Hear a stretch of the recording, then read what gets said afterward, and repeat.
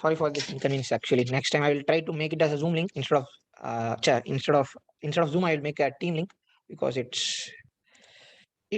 says I'm having only 40 minutes or something. So as I was mentioning, so when you are trying to do that query, you don't see to do it manually. For example, you don't need to find the first rank, what is the user ID manually, and then you give the input as a manual input. If that, so consider a scenario. For example, you have found the first rank player has a user ID of 28, okay, for example. But there is a possibility that data will be shuffled across. In that case, your data might be wrong, your output might be wrong. So to avoid that, you try to see for a case, okay, how do you find the rank of the player? So that is basically, if you think the rank is 1, we need to fetch the ID. So think in that perspective and try to find a query using in that angle. Don't try to manually skim it and try to match, okay, this is ID, okay, this is the first rank at the later point of time. So that is one thing I want to say. And the second thing is, when you are testing in, again I'm re-emphasizing this thing because I am getting the same mails for this issue actually. So, so whenever you are testing, whenever you are editing the file, please save the file as .sql. Okay. And when you save the SQL as a file, or you don't remember whether you saved as a file SQL or not, you can just check here. The commands of SQL will be in a different color. For example, select and from is a SQL default. Make sure you are trying to do that. And the second thing I want to tell is, for example, yeah, okay, so I wrote it wrong actually. So for example, after you write some commands, I will just expand. Okay, I wrote it. So the first question is, I mean, yeah, I think everybody knows it. So we need to select all the players from the list, but I wantedly wrote it like rankings table. So when you write a query wrong and it says your test case is failed, you can check in the right side, and in the right side you can see what is the program output. Okay, that is the output of your code, and is the expected output, that is a test case output which is running. Okay, but don't try to for example, there is one assignment like, we need to update a player's nationality, if I'm not wrong. Okay, if you are if the question is saying update the player's nationality, don't try to print the players also. Okay, that is not expected out of it. You just update the query, you just write an update statement or whatever way you want to update the player's information, but don't try to print again the players list, because the test case will print the things in the background. uh, what I'm trying to say is, you try to write the query what is required from the question. You don't need to try to print the query, because the printing part of it will be taken care by the test cases which is running in the background. Okay, for example, that same update scenario, I mean the nationality, there is a expected output which will print all the players having a different nationality, which is updated one. But there are cases people try to print it, which is a good thing, but the test case will always take care. The problem what happens is, you try to print one time and the test case will try to print one more time, so it is two times. Ideally the test case is not that intelligent to say you have printed twice but the output is right. So it will obviously say your test case is wrong, and you will think like, okay, what mistake I did, but ideally you didn't do any mistake, you just added one more statement which is not required. So always try to work on the query, work on the problem which is required to do, and don't try to print. If it says to print, you try to print. If it is not, don't try to print. That is the second thing. And third thing is the typos. So there are assignments where we try to print the headers. Okay, headers of the tables or whatever. So try of the column. For example, I am renaming the first name of the column in small cases, but the expected output will have in uppercase. So that also leads to a test case failure, so which we will not notice, but there is a small chance of I mean mistake. Okay, which we might not notice, but the output will show like it is wrong. But you might be thinking, okay, what went wrong? But there is a possibility it is a mistake. So try to see the typos, uppercase, lowercase. So you have to take care of that. Uh, that is a third thing. I had one more point actually, I forgot.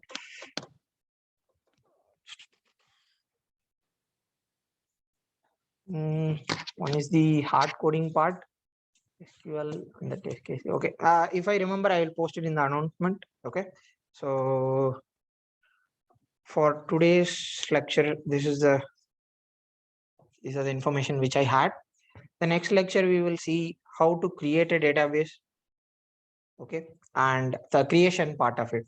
What are the keys to be managed? What is a primary key? What is a foreign key? What is on delete cascade? What is a trigger and stuff like that. So do you guys have any doubts in this, in today's session? Is it fine? I have a question. Yep. Do you have any let's say like a guiding word on how to complete the hardware homeworks? I mean,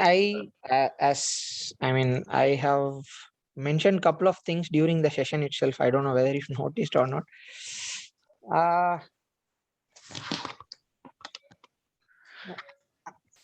I mean, I would say for the harder problems, I would say try to find the condition first.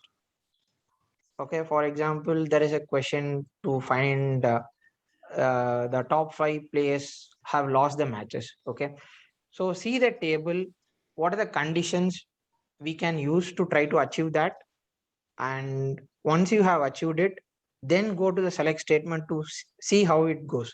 I mean, how to print those information using that. So that is a hint I can give. Okay. Yeah. We'll see what I can do. Thank you.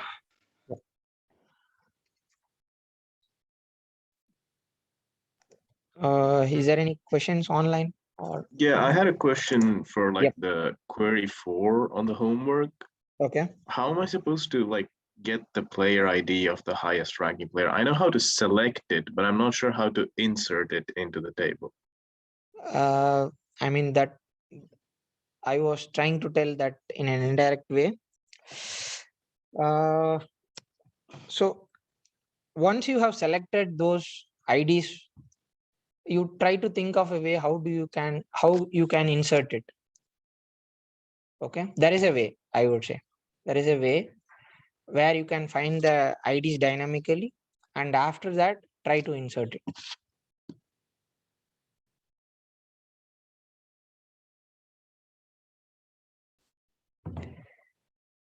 I know it didn't answer your question, but that's the max I can tell about that. But there is a way for that actually. Yeah, try to find the IDs first, then try to insert it. So am I supposed to like first use the select function to find the ID, and then I need to find a way to insert the ID I found? Correct. Insert into an, I mean, you try to make it like an, how you can merge those insert and the select statement in a single way. So that will solve your issue. I mean, I tried putting the select function into the, like I put insert into, and then I put the columns, and then I put values. And when I put select into the values brackets, it says it's a syntax error. Then you, I mean, that is how it's supposed to be. Maybe I will try to look into your work, and I will try to mail you. Okay. Yeah, I can make it back to the method I had it in, and then I'll leave it be like that. Yeah. All right. Yeah. If you have any doubts, you can just mail me separately so that I can see it through. How do you do it and how you can improve it? Yeah. All right.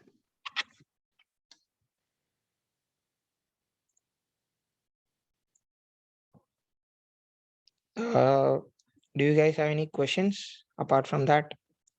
If not, I don't want you guys to wait here.